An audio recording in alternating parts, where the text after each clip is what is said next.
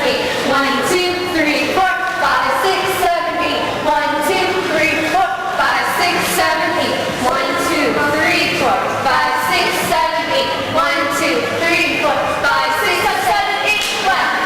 Good. All of you back here swing first. Good.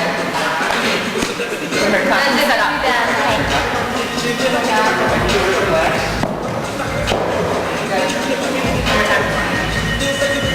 Remember, top.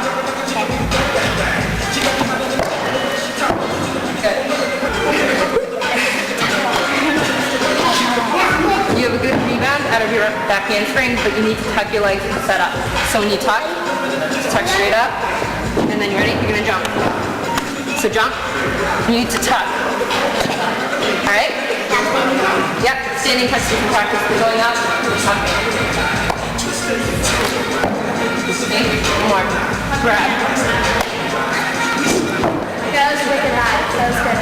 1, 2, 3, 4, 5, 6, 7, 8. 1, 2, 3, 4, 5, 6, 7, 8. 1, 2, 3, 4, 5, 6, 7, 8. 1, 2, 3, 4, 5, 6, 7, 8. 1, 2, 3, 4, 5, 6, 7, 8. 1, 2, 3, 4, 5, 6, 7, 8. 1.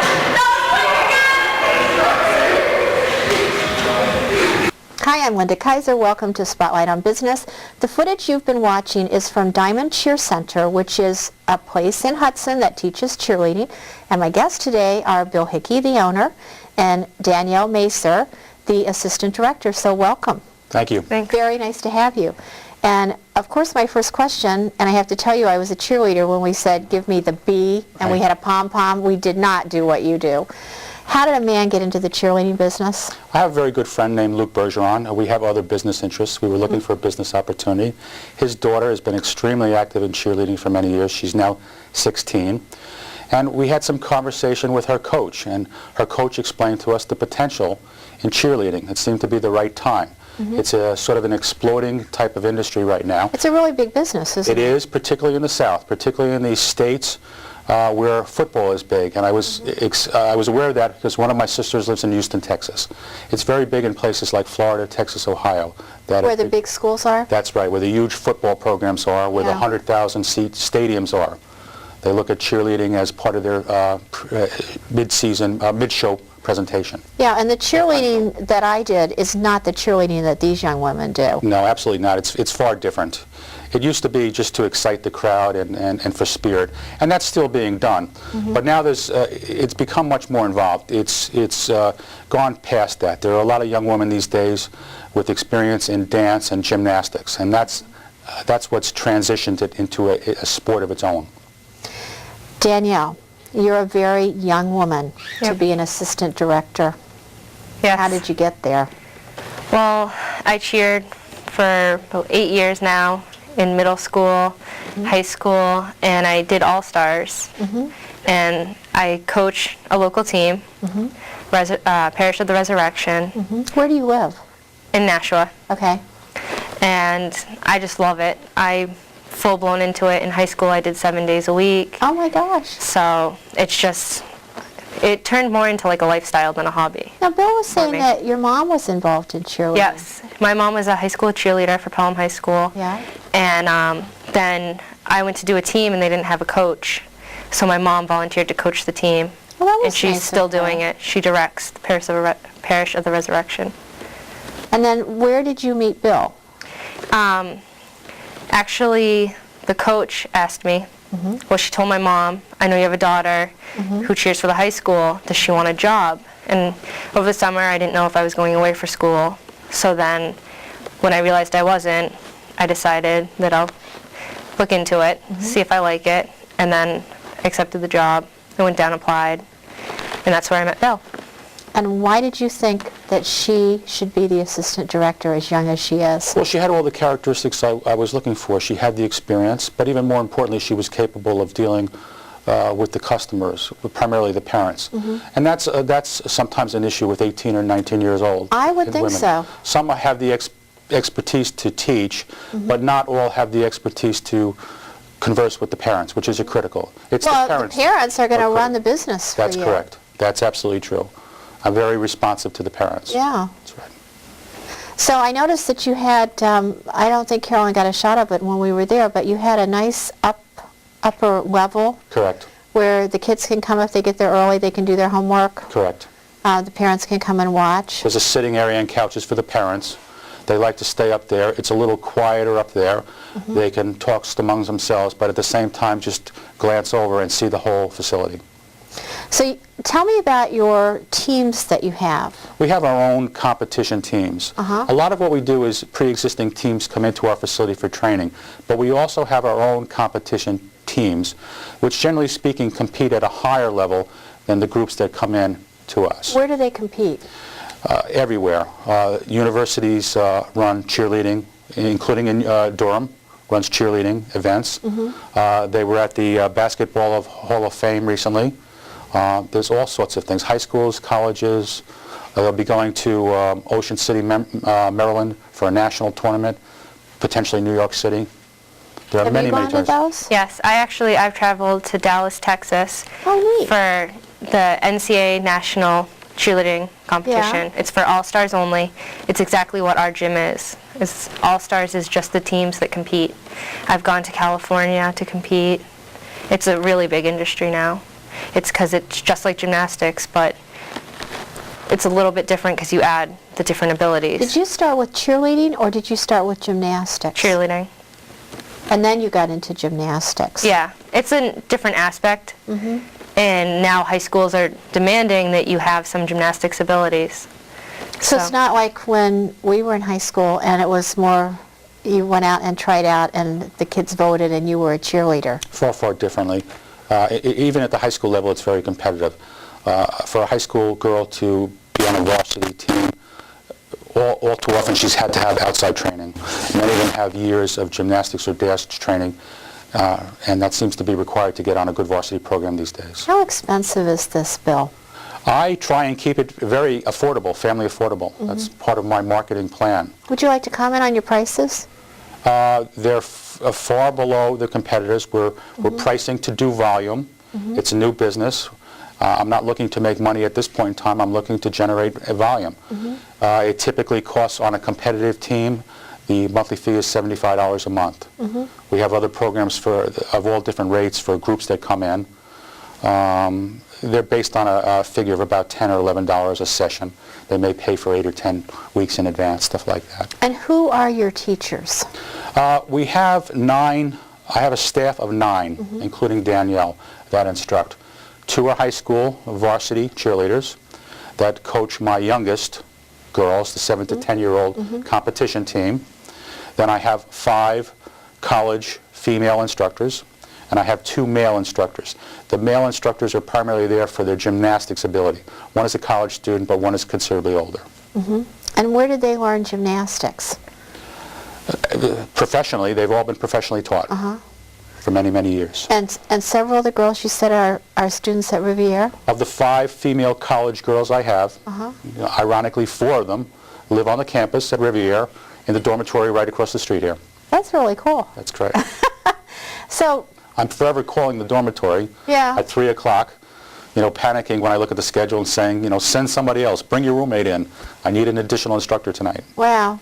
So Danielle, how much of this time, if a student in high school or junior high is involved in cheerleading, how much time does that take away from homework?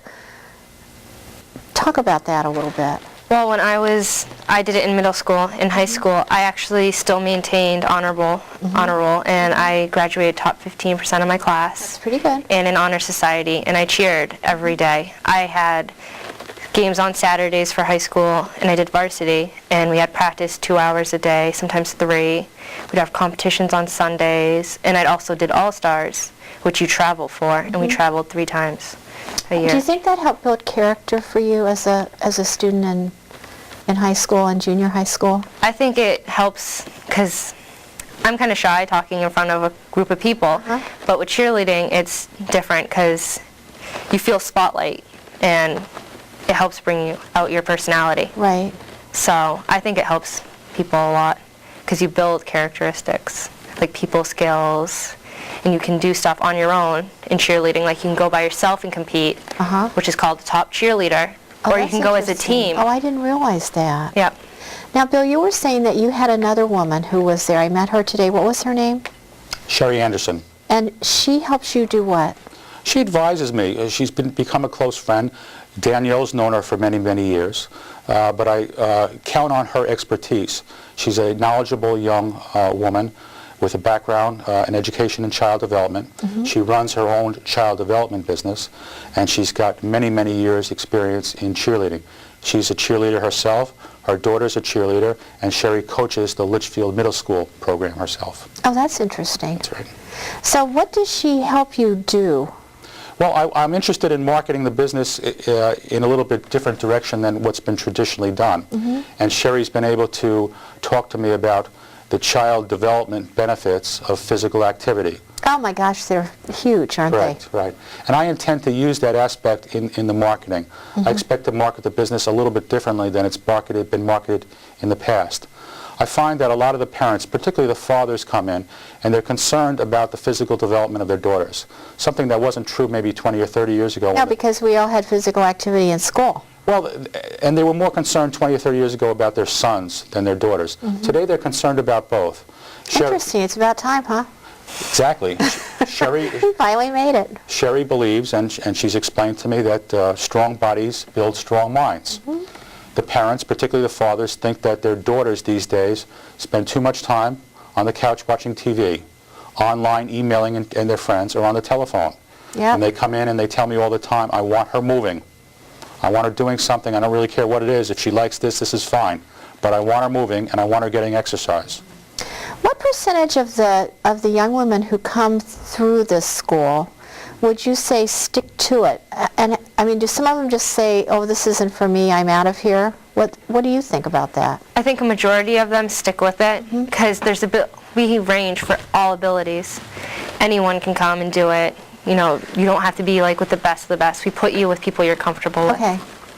So it's not necessarily you have to be the top. Yeah. Or don't show up. Yeah. I think that it would be interesting to know how young a child is when they would start doing this.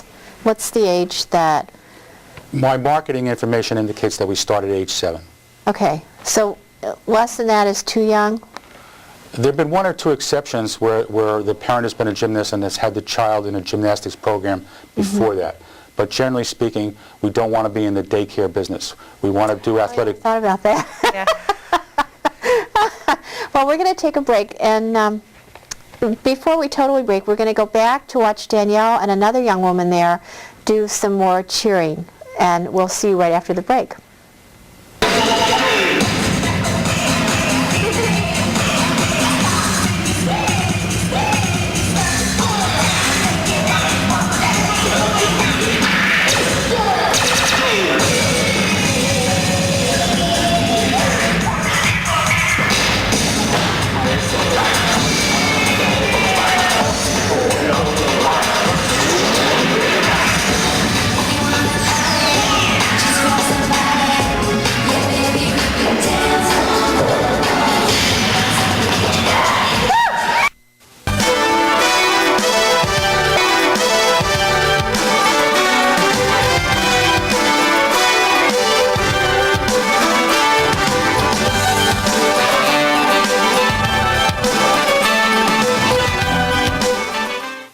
Hi, welcome back to Spotlight on Business. I'm Linda Kaiser. My guest is Bill Hickey, who's the owner of Diamond Cheer Center, and the assistant director, Danielle Maaser.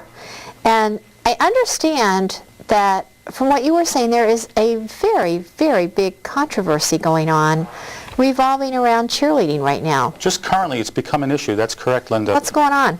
Down in Texas, a congressman there has written some legislation that he's trying to get passed in the Texas House. So he's a Texas congressman, That's not correct. a U.S. congressman. No, it's a Texas issue right now. That's correct. and he's proposed legislation to ban what he calls provocative or sexually suggestive cheerleading. Do you think there is such a thing? There's not here. I've not seen it here, and the clips that I've seen associated on programs discussing the legislation haven't shown anything like that. There may have been. Why does he think there is? He maintains that he's getting a lot of calls from parents that saying that they've seen things at particularly schools. He's talking about not professional football or things like that. He's talking about at the high school level, where he's seen things where parents have complained that the routines are just going too far, particularly in their dance segments with movements that he feels may be interpreted as sexually suggestive or provocative. Interesting. But you haven't seen that, and you've seen the clips that he's been talking about? I've seen some of the clips, and not necessarily the ones that he's shown, but that the media has shown in regard to cheerleading. They've not shown any that I thought was provocative at all. And in the tournaments that I've attended here in New England, I've not seen anything that I would deem sexually suggestive. You ever seen anything like that? No, I haven't. I've cheered for a while and I haven't seen anything. I know parents may think differently from kids too. And I think it's a touchy subject because how do you describe like exactly what is? Well, there are young men and young women who touch each other. You can't throw someone in the air without touching them. So do you think he's just overreacting? I haven't seen he hasn't shown what he seems to be, examples of what he seemed objectionable. And when I've seen him interviewed, he's never discussed touching. He's just discussed the movement of the young women, their physical movements, some of the routines they do, the choreographed dance routines. He's not objected to the touching or the stunting where you're throwing. He's not said anything about that. So what's he want to do about it? What do I want to do about it? What does he want to do about it? He wants to pass legislation in the state of Texas that would start curtailing or restricting state funds to school districts that they feel are not controlling what's happening. So we have the morals police, and they're going to go in and watch the cheering squads and determine if it's appropriate or not? They want a board set up or something like that and standards written. There aren't any now. But yes, if it's deemed unacceptable or inappropriate, then the state could potentially reduce funding for athletic programs at those schools, those school districts. Interesting. Tell me who comes to you. You were saying Pop Warner, those kinds of guys. Talk a little bit about that. Well, we have, as we explained before, our own competition teams, but we do an awful lot of business for outside organizations. Like who? They're primarily Pop Warner League affiliates or CYO League affiliates. Or the schools themselves, middle schools, junior high schools. Alvern comes, Litchfield Middle School, several others. With the CYO, it's Danielle's own Parish of the Resurrection, St. Catherine's in Hudson, St. John's, St. Elizabeth's, several others. They come to us with their pre-existing group for advanced training to compete, tumbling primarily. That's interesting. You have a summer camp. Yes. Summer camps are big business. There's high demand. Parents are looking for activities for their children from a time management point of view, but also something that offers a little bit more in terms of physical activity or education. So we'll be running day programs every week in the summer from 9 to 3. When does that start, Danielle? It starts the third week of June, right after school ends. And I think it's great for kids because if you're going into high school and you don't have your back handspring or you want to fix your techniques before you try out for the high school, it's perfect. Because I know a lot of kids think, oh, I have to go try out for high school. Oh, but now I have to go get those skills last minute.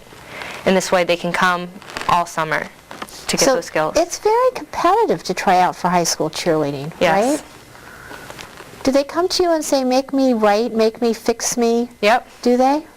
We run private lessons. Yes.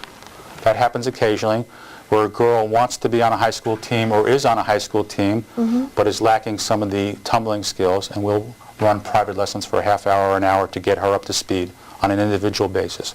On an individual basis in an hour we can accomplish quite a bit. Tell me about injuries. Any injuries in cheerleading?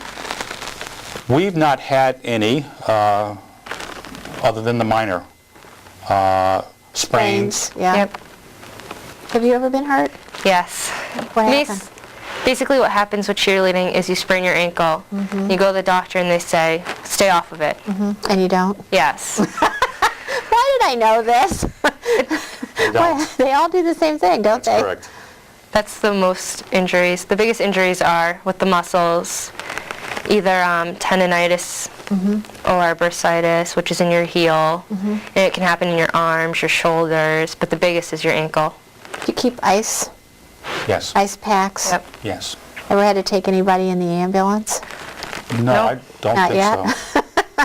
So what are your future plans for this school? Tell me about that.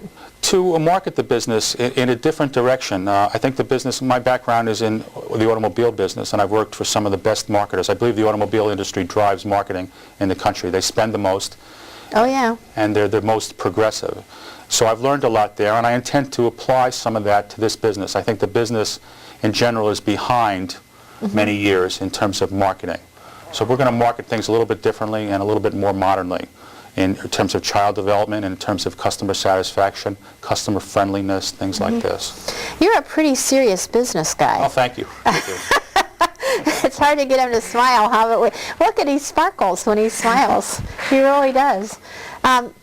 So will this make money, and what kind of money-making opportunity is this, really? It's hard to say. Will it make money? Undoubtedly. Yeah. There's no doubt about it. It's making money in a lot of places.